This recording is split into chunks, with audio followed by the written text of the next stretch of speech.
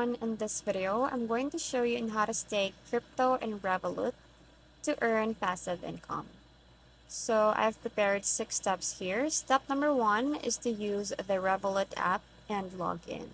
So it looks something like this. You can access using your phone number. You can also log in with QR code. You just have to use your mobile, or you can just create an account if you don't have one.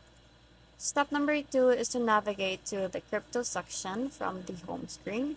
So this is your home screen. You just have to tap on this crypto to see all the cryptocurrencies in here. Step number 3 is to choose a cryptocurrency that supports staking, like Ethereum or others listed. This is the Ethereum. This is a cryptocurrency that supports staking. You can also use that one.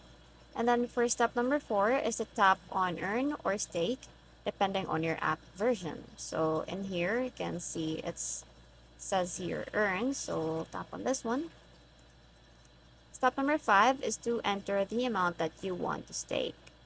So you just have to type in the amount that you want to stake.